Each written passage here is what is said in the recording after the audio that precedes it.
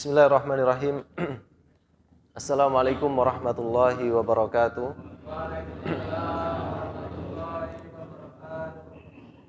Innal hamdalillahi nahmaduhu wa nasta'inuhu wa nastaghfiruh wa na'udzu billahi min syururi anfusina wa min sayyiati a'malina. Man yahdihillahu fala mudhillalah wa man yudlil fala hadiyalah. Asyhadu an la ilaha illallah wahdahu la syarikalah iqraran bihi wa tauhida. Wa asyhadu anna Muhammadan abduhu wa rasuluhu la nabiyya wa la rasula ba'dah. Amma ba'du. Bapak-bapak dan saudara-saudara sekalian yang dimuliakan oleh Allah Subhanahu wa taala. Alhamdulillah pada kesempatan yang mulia ini kita bisa melanjutkan yaitu pembahasan dari kitab Tazkiyatun Nafas, yaitu yang berkaitan dengan bagaimana upaya seorang muslim di dalam membersihkan dan mensucikan jiwanya agar dia bisa selamat bertemu dengan Allah Subhanahu wa taala dalam keadaan qalbun salim, yaitu memiliki hati yang selamat dan bisa berjumpa dengan Allah Subhanahu wa taala, meraih pahala yang besar di sisi Allah Subhanahu wa taala. Di pertemuan yang sebelumnya, kita telah membahas tentang masalah jenis-jenis hati yang disebutkan oleh Syekh. Syekh menyebutkan ada hati yang sehat, kemudian ada hati yang sakit, kemudian yang ketiga ada hati yang qalbun mayyit, yaitu hati yang mati. Kemudian setelah itu Syekh menyebutkan tentang beberapa sebab yang menyebabkan hati itu menjadi sakit, terlebih lagi menyebabkan hati itu menjadi mati. Wal-iyadzubillah. Saya menyebutkan di antara sebab hati itu menjadi sakit atau bahkan lebih parah daripada itu, yaitu hatinya menjadi hati yang mati, itu sebabnya adalah dua. Kata Syekh, sebabnya adalah fitanu asyahawat wal fitanu asyubahat. Jadi penyebab hati itu bermasalah itu karena dua hal. Yaitu yang pertama adalah jiwa manusia itu mengikuti hawa nafsunya. Kemudian yang kedua, jiwa manusia itu mengikuti dan menerima secara langsung syubhat. Apa yang dimaksud dengan syubhat? Syubhat ini adalah kerancuan di dalam berpikir. Jadi sesuatu yang batil kemudian dibungkus dengan sesuatu yang indah, sehingga yang batil ini akan dikira manusia sesuatu yang hak, sesuatu yang benar. Dan terkadang seseorang itu membungkus sesuatu yang batil ini dengan retorika yang sangat indah. Padahal Nabi mengatakan, inna minal bayani lasihron. Sesungguhnya sebagian dari ilmu bayan, yaitu ucapan atau retorika yang begitu indah, ini adalah bagian dari sihir. Artinya apa? Terkadang orang itu akan tersihir dengan retorika dan pemaparan yang sangat indah dari seseorang, sehingga dia tidak mengetahui bahwasanya yang dijelaskan dan dipaparkan itu adalah sebuah hal yang batil. Maka kita berdoa kepada Allah Subhanahu wa taala setiap hari dengan mengatakan apa? Ihdinas siratal mustaqim. Ya Allah, tunjukkanlah kepada kami ini jalan yang lurus. Dan di zaman ini banyak sekali. Jadi mereka-mereka yang menyeru di atas kebatilan, akan tetapi mereka membungkusnya dengan bentuk seakan-akan ini adalah sebuah kebenaran. Nah, makanya syubhat ini tidak bisa kita tolak kecuali hanya dengan satu hal. Yaitu dengan apa? Menuntut ilmu dan kita memohon pertolongan kepada Allah Subhanahu wa taala. Setelah mengilmuinya, kita mengamalkannya. Karena kata para salaf mengatakan, laisal mar'i taqiyan hatta yakuna aliman. Wa laisal mar'u aliman hatta yakuna amilan. Tidaklah seseorang itu akan menjadi orang yang bertakwa sampai dia itu mencari ilmu terlebih dahulu. Dan tidaklah seseorang itu dikatakan orang yang berilmu sampai dia itu mengamalkan ilmunya. Jadi ilmu itu adalah amal itu adalah buah dari amalan.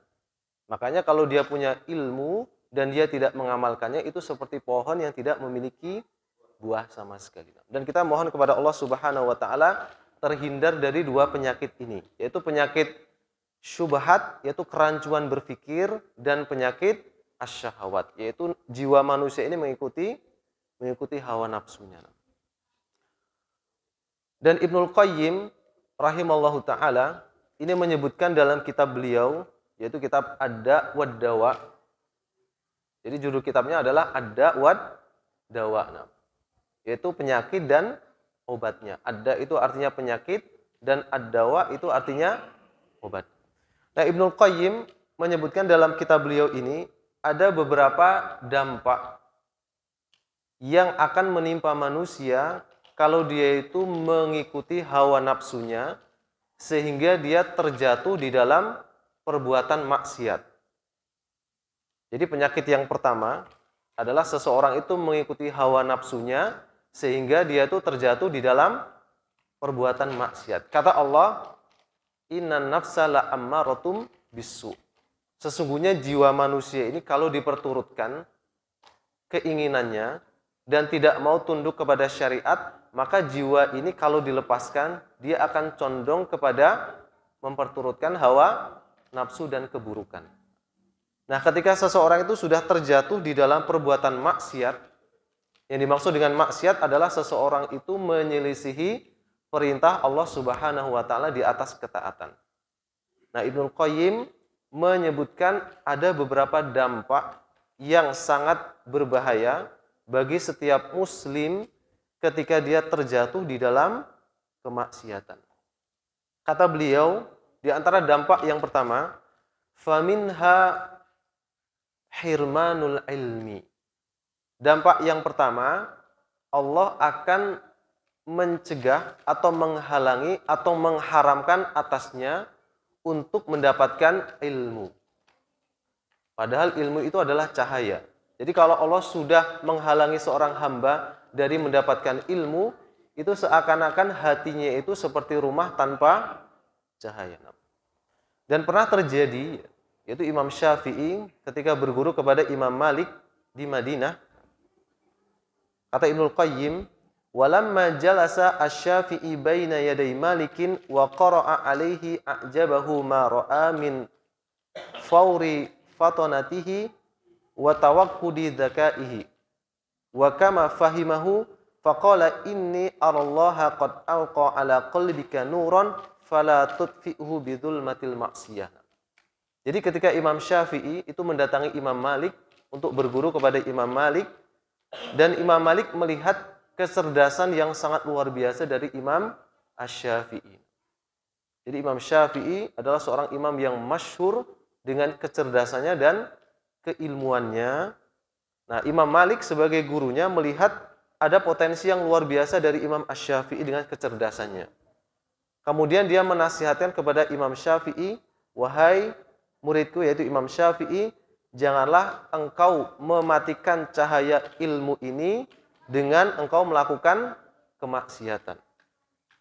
Dan pernah terjadi di dalam hidup Imam Syafi'i, dia merasa dengan kecerdasan yang luar biasa, kemudian kefahaman yang sangat cepat, dia merasa ada sesuatu yang menghalangi dirinya dari sesuatu yang biasa dia lakukan. Jadi dia merasa ada sedikit hafalannya yang terganggu. Kemudian Imam Syafi'i ini mengadukan kepada gurunya yang lain yang bernama Waqi'. Kata Imam Syafi'i, syakautu ila Waqi'in su'a hifdi fa arsyadani ila tarkil ma'asi. Wa qala i'lam bi annal ilma fadlun wa fadlullahi la yu'ta 'alal 'asina. Nah, kemudian Imam Waqi' menasihatkan kepada Imam Syafi'i, atau sebelum menasihatkan, Imam Syafi'i mengadu kepada Imam Waqi'. Kata Imam Syafi'i, saya mengadukan tentang jeleknya hafalanku kepada guruku. Kemudian Imam Waqi' ini menasihatkanku untuk menjauhi maksiat dan mengatakan, ketahuilah wahai Imam Syafi'i, sesungguhnya ilmu itu adalah cahaya, dan cahaya Allah itu tidak diberikan kepada orang yang melakukan kemaksiatan. Jadi dampak yang pertama, dari seseorang itu melakukan kemaksiatan, Allah akan mencegah dirinya untuk mendapatkan ilmu. Kemudian yang kedua, kata Ibnul Qayyim, faminha hurmanu ar-rizki. Yang kedua, Allah akan menghalangi atau mencegah dari orang tersebut untuk mendapatkan rizki. Disebutkan dalam sebuah riwayah di dalam Musnad, Nabi SAW bersabda, innal abda la yuhramu ar-rizqa bidzanbi yusibuhu. Sesungguhnya seorang hamba itu diharamkan oleh Allah Subhanahu wa taala untuk mendapatkan rizki dari sebab dosa yang dia kerjakan. Jadi di antara penghalang rizki itu adalah kemaksiatan atau dosa yang dia kerjakan. Dan sebaliknya, kalau seseorang itu melakukan ketakwaan kepada Allah Subhanahu wa taala, itu justru akan mendatangkan rizki. Dan terkadang itu dari jalan yang tidak disangka-sangka. Allah mengatakan, wa may yattaqillaha yaj'al lahu makhraja wa yarzuqhu min haitsu la yahtasib. Jadi barang siapa yang bertakwa kepada Allah Subhanahu wa taala, maka Allah akan memberikan kepada dia jalan keluar. Meskipun secara matematika dia memikirkan ini tidak ada jalan keluar. Tapi ketika seseorang itu bertakwa kepada Allah Subhanahu wa taala, Allah memberikan dia jalan keluar, wa yarzuqhu min haitsu la yahtasib. Dan Allah akan memberikan rizki kepada orang itu dari jalan yang tidak pernah dia sangka-sangka sama sekali. Ini adalah dampak yang kedua. Kemudian dampak yang ketiga, kata Ibnul Qayyim, faminha wahsyatun yajiduha al-asi fi qalbihi bainahu wa bainallah. Seorang yang berbuat maksiat akan mendapati sebuah wahsyatun. Wahsyatun itu adalah rasa duka cita di dalam hatinya. Rasa duka cita atau rasa kesedihan yang dia rasakan di dalam hatinya ketika dia berhadapan dengan Allah Subhanahu wa ta'ala. Jadi orang yang bermaksiat, meskipun manusia itu melihatnya itu dalam keadaan dia sukacita misalkan, dengan tertawa atau tersenyum, akan tetapi dia menyimpan kemaksiatan di dalam dirinya kepada Allah Subhanahu wa taala, maka pada hakikatnya hatinya itu adalah hati yang penuh dengan kesedihan. Ini adalah dampak yang ketiga. Kemudian dampak yang keempat, kata Ibnul Qayyim, al-wahsyatu allati tahsulu bainahu wa bainan nas. Yaitu kedukaan atau rasa gelisah atau rasa yang tidak nyaman di dalam hatinya ketika dia itu berhadapan dengan manusia. Jadi orang yang melakukan kemaksiatan ketika berhadapan dengan Allah itu ada rasa duka cita di dalam hatinya. Demikian juga ketika dia berhadapan dengan manusia itu juga ada rasa duka cita di dalam hatinya. Kata Ibnul Qayyim, wala siyama ahlal khairi minhum. Terlebih-lebih lagi, yaitu ketika orang itu bertemu dengan orang-orang yang baik dari kalangan manusia. Jadi hatinya itu merasa apa? Merasa sakit sendiri.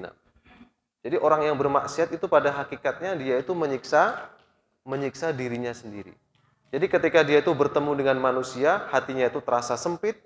Kemudian ketika dia bersendirian dan dia teringat kepada Allah, dia juga merasakan hati yang sempit. Bahkan para salaf mengatakan ya, kata Ibnu Qayyim, wa qala ba'dus salafi inni la'asiyallaha fa aradalika fi khuluqi dabati wa imraati. Kata Ibnu Qayyim menukilkan sebagian perkataan para salaf, mereka mengatakan sesungguhnya seandainya aku ini bermaksiat kepada Allah Subhanahu wa taala, maka aku akan melihat dampak dari kemaksiatan yang aku lakukan ini berdampak kepada hewan tungganganku dan istriku. Jadi seseorang bermaksiat itu memiliki dampak. Bahkan dampaknya bukan hanya terhadap dirinya sendiri, tapi berdampak juga terhadap keluarganya. Misalkan dia mendapati istrinya yang dahulu adalah orang yang taat, kemudian karena dampak kemaksiatan yang dilakukan oleh suaminya, malah justru istrinya itu tidak taat terhadap suaminya. Atau terhadap kendaraan yang dia tunggangi. Yang awalnya itu baik-baik saja, tapi ternyata ketika dia bermaksiat kepada Allah Subhanahu wa taala, Allah menimpakan musibah terhadap harta bendanya. Bisa jadi di kendaraannya, atau bisa jadi terjadi apa? Kehilangan di dalam hartanya, baik itu rumahnya ataupun yang lainnya. Baik, karena Allah mengatakan dalam Al-Qur'an apa? Wa ma asabakum min musibatin fabima kasabat aydikum wa ya'fu an katsir. Dan apa-apa yang menimpa kalian dari musibah itu adalah sebabnya karena ulah daripada tangan-tangan kalian sendiri. Jadi musibah yang kita dapatkan di dalam hidup kita, ketika kita tertimpa musibah, itu hendaknya kita bermuhasabah. Itu hendaknya kita memikirkan bisa jadi musibah yang Allah timpakan kepada diri kita ini dampak dari kemaksiatan yang kita lakukan. Jadi maksiat itu betul-betul menjadi apa? Menjadi racun di dalam kehidupan seorang muslim. Dan seorang muslim tidak akan pernah bisa lepas dari kemaksiatan. Karena Nabi SAW mengatakan kullu bani Adam khata'un. Setiap bani Adam itu banyak melakukan kesalahan. Wa khairul khata'ina at-tawwabun. Dan sebaik-baik orang yang melakukan kesalahan itu adalah orang-orang yang memperbaikinya dengan cara bertaubat kepada Allah Subhanahu wa taala. Jadi artinya kita itu tidak akan pernah bisa terlepas dari kesalahan dan kemaksiatan. Tapi syariat sudah memberikan jalan. Ketika kita terjatuh, maka sudah diberikan solusinya, yaitu dengan cara kita kembali kepada Allah dengan cara bertaubat dan menyesali dari apa yang kita lakukan. Nanti kalau kita terjatuh lagi di dalam dosa yang sama misalkan, maka kita butuh taubat yang kedua. Adapun taubat yang pertama itu sudah Allah terima. Ketika seseorang itu sungguh-sungguh di dalam taubatnya, kemudian bertekad untuk tidak mengulanginya. Tapi qadarullah ketika terjadi lagi, maka dia bertaubat lagi. Dan terkadang ya, ketika keadaan seorang hamba itu seperti itu, artinya dalam dosa yang sama, dia terjatuh. Kemudian dia menyesal, terjatuh lagi, dia menyesal. Nanti syaitan akan datang. Kemudian akan membisikkan kepada orang tersebut sebuah perasaan untuk putus asa. Engkau sudah bertaubat, kemudian melakukan lagi. Kemudian engkau terjatuh lagi. Akan dibisikkan apa? Apakah engkau tidak malu kepada Allah Subhanahu wa taala? Kalau sudah terjatuh, ya udah, tidak usah lagi bertaubat. Ini adalah bisikan syaitan. Maka kita tetap berusaha kepada Allah Subhanahu wa taala dengan cara memperbaikinya. Kemudian dampak yang kelima, kata Ibnul Qayyim, wa minha ta'siru umurihi alaihi. Di antara dampaknya adalah sulitnya urusan yang dia hadapi. Jadi orang yang melakukan kemaksiatan kepada Allah, seandainya dia tidak melakukan kemaksiatan, maka Allah akan memudahkan jalannya. Tapi ketika dampak dari maksiat yang dia kerjakan, Allah memberikan cobaan atau menimpakan bala kepada orang tersebut, urusannya dipersulit. Itu juga di antara dampak dari kemaksiatan yang dilakukan oleh seorang hamba. Dan Ibnu Abbas ini pernah mengatakan ya, inna lil hasanati diya'an fil wajhi wa nuran fil qalbi wa sa'atan fil rizki wa quwwatan fil badani wa mahabbatan fi qulubil khalqina. Kata Ibnu Abbas, sesungguhnya kebaikan itu adalah memberikan cahaya di wajah seseorang. Wa nuran fil qalbi, dan memberikan cahaya di dalam hati seseorang, wasa'atan fir rizki, dan keluasan atau kemudahan di dalam mendapatkan rizki, wa quwwatan fil badani, dan memberikan kekuatan di dalam jasad atau badan seorang manusia. Dan sebaliknya, jadi ketika seseorang itu melakukan kemaksiatan, maka bukan hanya hatinya menjadi lemah, tapi juga badannya juga akan menjadi lemah. Karena kata Nabi apa? inna fil jasadi mudghah idza saluhat saluhal jasadu kulluh wa idza fasadat fasadal jasadu kulluh. Jadi di dalam diri seorang manusia itu ada segumpal daging. Kalau dia itu baik, maka baiklah tubuhnya. Tapi kalau segumpal daging ini jelek, maka jelek juga apa? Dampak terhadap tubuhnya. Nah, segumpal daging yang ada di dalam tubuh manusia itu adalah hati manusia. Maka bagi seorang muslim, itu di antara sebab untuk mendapatkan hati yang kuat, itu adalah apa? Dengan cara menjauhi kemaksiatan kepada Allah Subhanahu wa taala yang bisa berdampak kepada kekuatan fisiknya. Jadi kuatnya jasad itu karena kuatnya hati. Kalau hatinya itu sudah kuat, hatinya itu bersih, maka jasad itu akan terdampak dari kebersihan hatinya sehingga memiliki jasad yang kuat. Kemudian dampak yang berikutnya yang ketujuh kata Ibnu Qayyim, wa minha annal ma'asiyatu hinul qalba wal badan. Sesungguhnya maksiat ini akan memberikan kelemahan di dalam hati manusia dan di dalam jasadnya. Kemudian dampak yang kedelapan, wa minha hurmanu at-ta'ah. Allah akan mengharamkan baginya untuk melakukan ketaatan. Karena ketika dia bermaksiat, itu artinya apa? Dia itu meninggalkan ketaatan kepada Allah Subhanahu wa taala. Kemudian dampak yang kesembilan, kata Ibnu Qayyim, wa minha annal ma'asiya tuksirul umra. Sesungguhnya maksiat ini bisa memendekkan umur manusia. Dan nanti pendeknya umur yang dialami oleh orang yang bermaksiat, ini ada beberapa pendapat di kalangan para ulama. Di antaranya mereka mengatakan umurnya tetap, tapi keberkahan umurnya itu tidak ada. Jadi orang berumur misalkan sampai 100 tahun misalkan ya. Akan tetapi di umur yang 100 tahun itu tidak ada keberkahan hidupnya. Karena dia tidak melakukan ketaatan kepada Allah Subhanahu wa taala. Ini berbeda dengan mereka-mereka yang memiliki kebaikan, maka umurnya pendek, tapi seakan-akan itu memiliki umur yang sangat panjang. Ini berarti menunjukkan barokah. Jadi barokah itu diambil dari kata apa? Barokatun itu diambil dari kalimat birkatun. Jadi birkah dalam bahasa Arab itu artinya adalah kolam. Bisa kita mengatakan birkatul asmak, ini artinya kolam ikan. Nah, kenapa kok barokah? Ini sama hurufnya dengan birkah, hanya berbeda harokatnya. Yang dimaksud adalah ketika seseorang itu diberikan berkah, itu sifatnya seperti sebuah kolam. Jadi kolam itu sifatnya apa? Kolam itu sifatnya menjaga sesuatu meskipun sedikit demi sedikit, akan tetapi terjaga di dalam kolam tersebut. Nah, itulah keberkahan. Jadi seseorang itu kalau hidupnya berkah, meskipun yang dia dapatkan itu hanya sedikit, tapi Allah berikan kecukupan seperti apa? Cukupnya air yang ada di dalam kolam. Nah, itulah hidup orang yang berkah.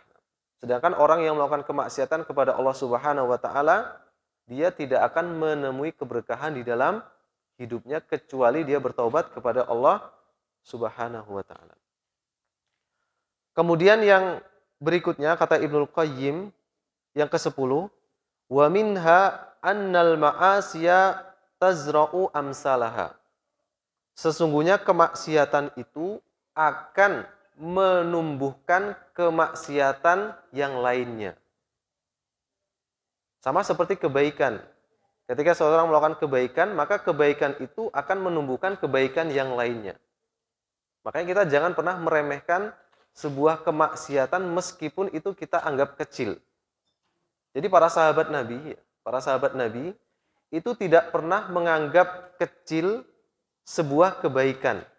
Dan mereka juga tidak pernah menganggap kecil sebuah keburukan. Karena Ibnu Mubarak pernah mengatakan apa? Rubba amalin saghirin tukabbiruhu an-niyah wa rubba amalin kabirin tusaghiruhu an-niyah. Kata Ibnu Mubarak, betapa banyaknya ada amal yang kecil, manusia anggap kecil, tapi itu bisa besar nilainya di sisi Allah gara-gara niatnya. Dan betapa banyaknya amalan yang besar di mata manusia, akan tetapi itu kecil nilainya di mata Allah itu karena niatnya. Misalkan ada seseorang yang berinfak dengan jumlah yang sangat banyak misalkan ya. Dia berinfak dengan jumlah 100 juta misalkan. Akan tetapi di dalam hatinya itu niatnya apa? Riya misalkan. Untuk supaya dilihat orang, supaya dia disanjung. Nah, ada orang yang berinfak dengan jumlah yang kecil. Akan tetapi dia dengan cara sembunyi-sembunyi misalkan. Untuk menjaga keikhlasannya kepada Allah, itu bisa jadi yang sedikit ini lebih besar pahalanya di sisi Allah Subhanahu wa Ta'ala. Misalkan orang berinfak 100 juta. Tapi penghasilan dia dalam satu bulan misalkan sekian M misalkan ya. Dengan orang yang berinfak 10.000 misalkan. Penghasilan dia dalam satu bulan hanya sedikit misalkan. Nah, bisa jadi yang 10.000 ini lebih besar pahalanya di sisi Allah Subhanahu wa Ta'ala. Makanya kata Ibnul Qayyim, sesungguhnya maksiat ini akan melahirkan kemaksiatan yang semisalnya kalau tidak segera ditutup ya. Para salaf mengatakan, inna min uqubatis sayyiati as-sayyi'ata ba'daha. Di antara hukuman dari kejelekan yang dilakukan oleh seorang manusia itu adalah Allah akan menimpakan kejelekan yang dia lakukan berikutnya. Itu di antara hukumannya. Jadi dia melakukan kejelekan, dia tidak segera bertaubat dan dia menganggap remeh kejelekan yang dia lakukan, maka Allah timpakan kejelekan yang lain yang dia lakukan. Dia tidak bertaubat, Allah timpakan lagi dengan kejelekan yang lainnya.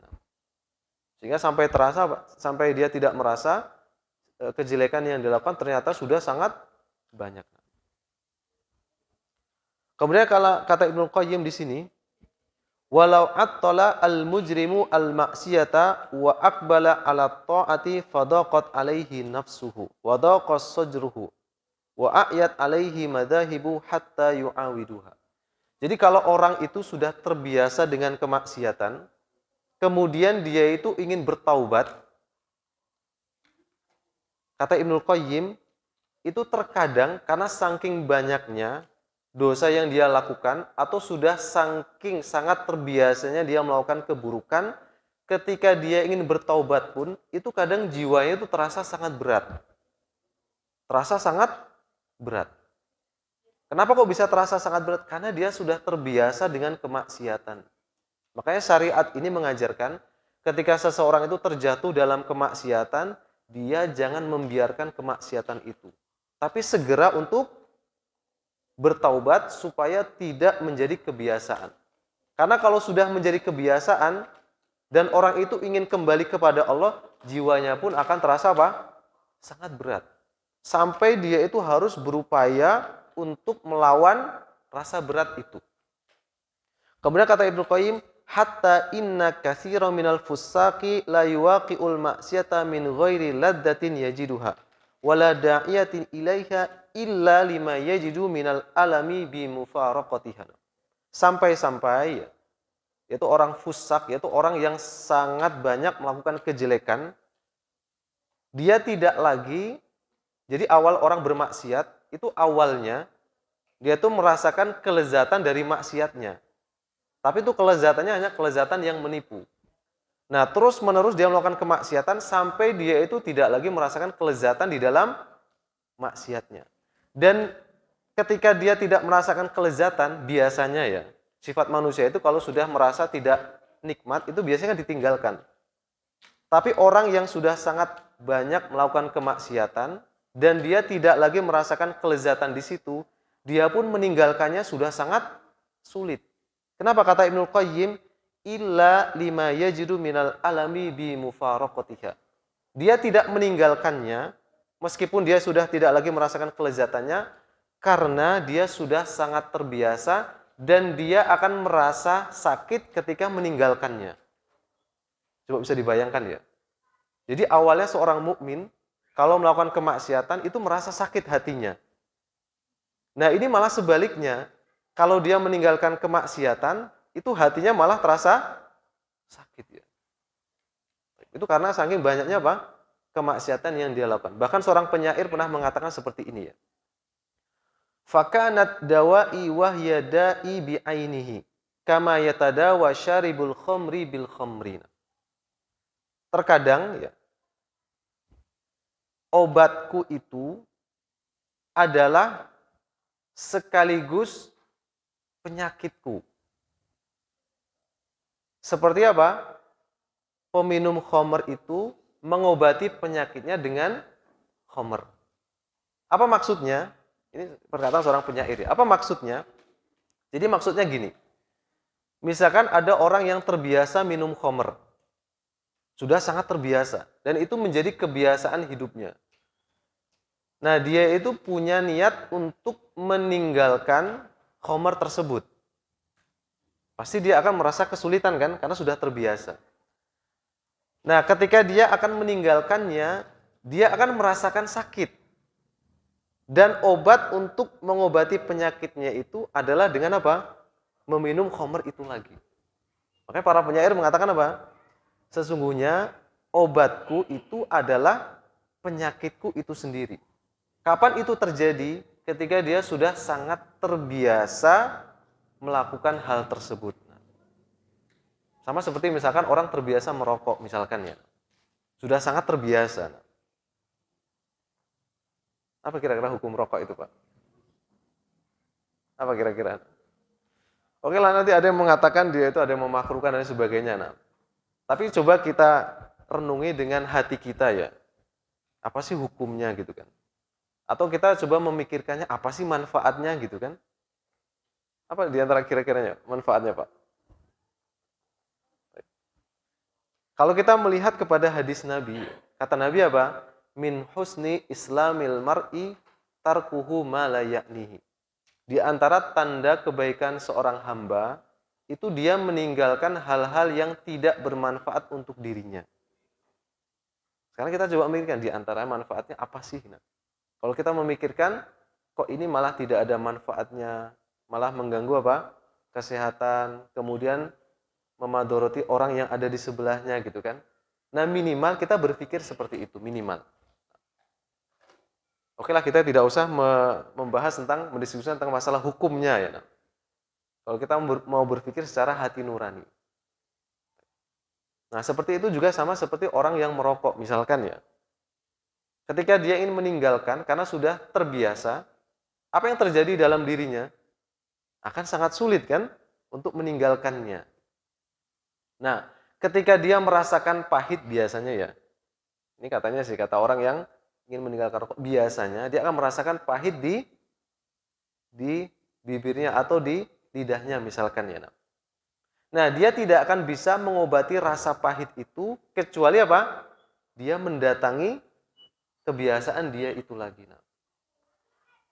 Nah, inilah yang terjadi ya, yang terjadi bagi orang-orang yang sudah terbiasa melakukan sebuah kemaksiatan kepada Allah Subhanahu wa taala, maka dia akan sangat sulit untuk meninggalkannya ya, sangat sulit untuk meninggalkannya, dan obatnya adalah apa? Dengan cara dia kembali lagi ke situ. Akan tapi Allah Subhanahu wa taala akan tetap ya memberikan taufik kepada siapa-siapa saja yang sudah melakukan kemaksiatan dengan cara yang sangat dalam seperti itu. Allah mengatakan apa?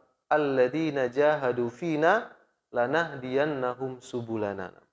Jadi orang-orang yang bersungguh-sungguh untuk mencari jalanku, maka janji Allah, aku akan memberikan jalan keluar terhadap dirinya.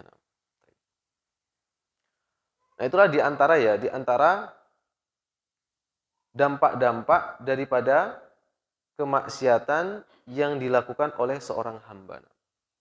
Nah, makanya ketika kita melihat ya, kita kemudian sebagian kita juga sudah berkeluarga gitu kan, memiliki anak dan istri. Nah, maka kita tetap berharap anak keturunan kita ini termasuk dari golongan hamba Allah yang menjaga ketaatan kepada Allah Subhanahu wa taala dan menjauhi sejauh-jauhnya dari kemaksiatan kepada Allah Subhanahu wa taala. Makanya disebutkan dalam hadis yang sahih ya. Idza mata ibnul Adam in qata'a amaluhu. Jadi ketika Ibnu Adam itu meninggal, semua amalnya akan terputus. Illa min salasin, kata Nabi Shallallahu alaihi wasallam. Kecuali ada 3 golongan orang. Apa yang pertama? Shadaqatun jariyah. Yaitu sodakoh jariyah. Yaitu sodakoh yang terus mengalir pahalanya. Misalnya seseorang membangun masjid, atau membangun sebuah madrasah, atau menginfakkan mushaf Quran, dan itu dimanfaatkan oleh manusia, maka setelah dia meninggal, pahalanya akan tetap mengalir. Kemudian yang kedua, ilmun yuntafa'u bihi, atau ilmu yang dia ajarkan sehingga bisa memberikan faidah kepada orang lain. Bahkan sebagian para ahlu ilmi, jadi ada kisah seorang doktor ya. Jadi seorang wanita doktor di Saudi Arabia. Jadi ketika dia lulus dari program doktorah, pastikan dia akan ditawari untuk mengajarkan apa? Di kampus-kampus yang terkenal gitu kan. Tapi ketika dia ditawari itu dia menolaknya. Dia malah memilih untuk mengajar di jenjang yang paling bawah, yaitu mengajar di apa paling bawah itu? TK atau Rodotul Atfal ya. Jadi dia memilih mengajar di TK. Ketika ditanyakan kenapa kok malah memilih di jenjang yang bawahnya? Karena dia berharap ya, ketika dia mengajar di jenjang yang paling bawah, itu adalah jenjang permulaan seseorang itu akan mulai belajar untuk membaca Al-Quran.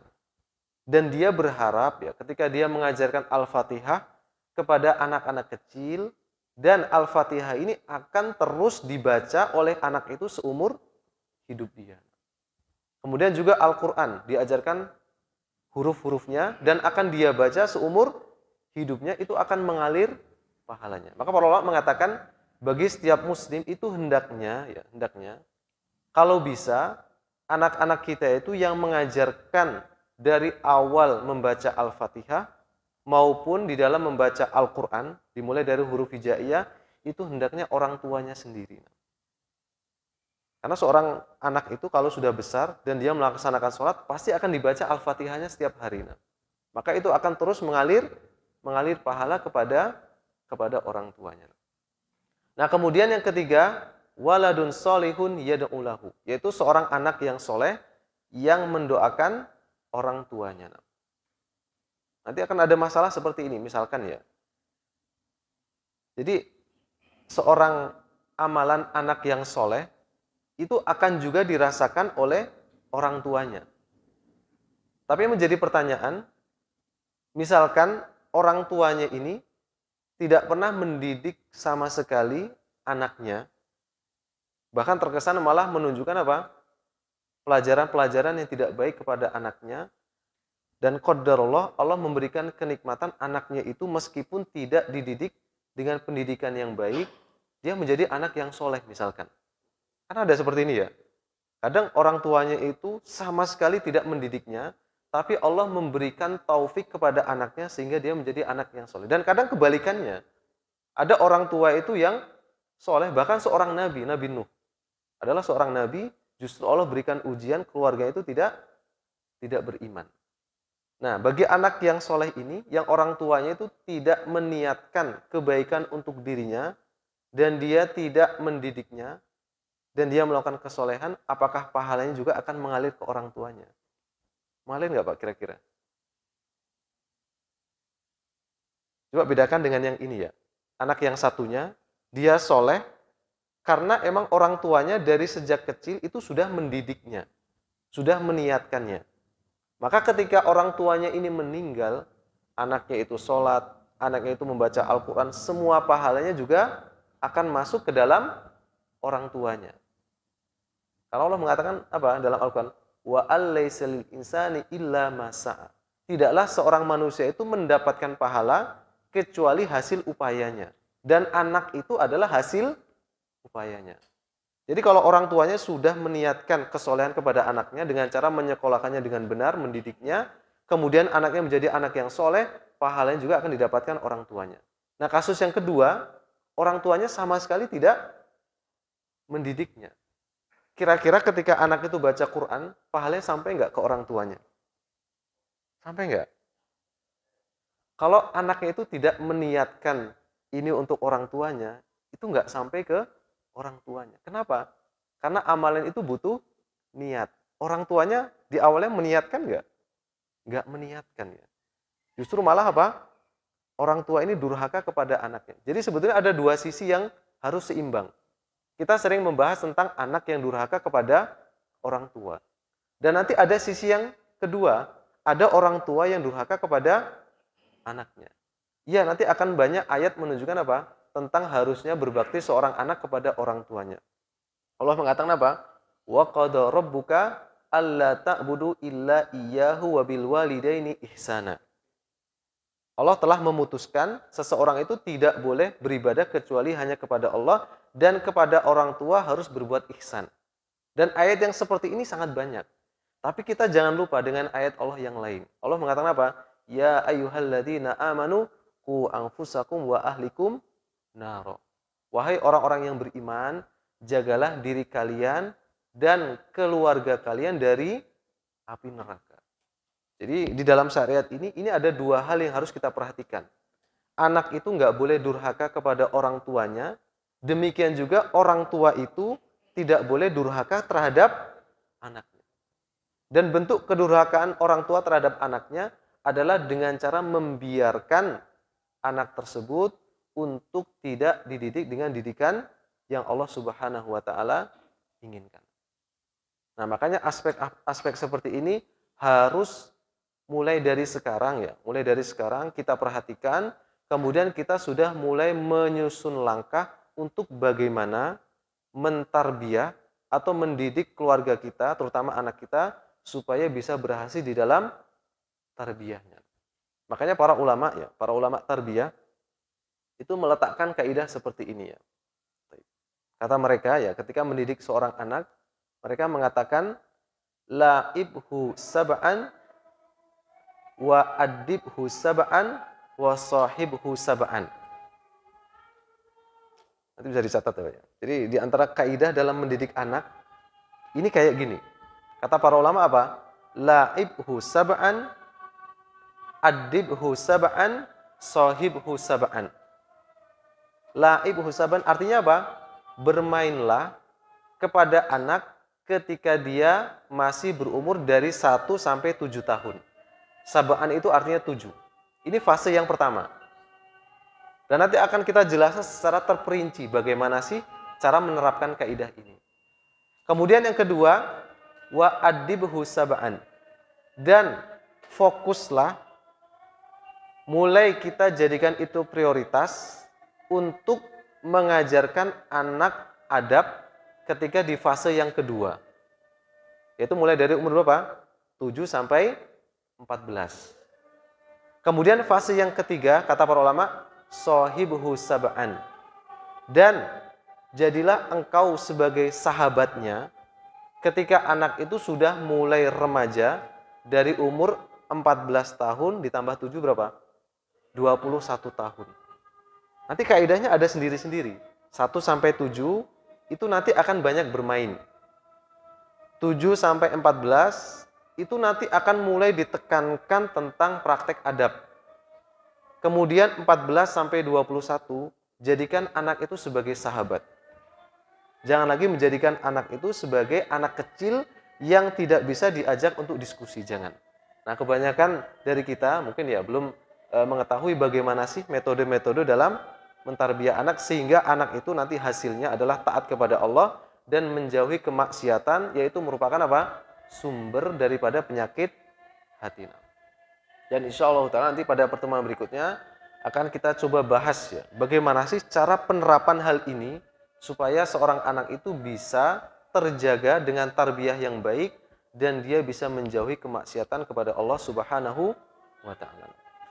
Mungkin ini saja yang bisa saya sampaikan, kurang dan lebihnya mohon maaf yang sebesar-besarnya. Wallahu taala a'lam bissawab. Subhanakallahumma bihamdika asyhadu an la ilaha illa anta astaghfiruka wa atubu ilaik. Assalamualaikum warahmatullahi wabarakatuh.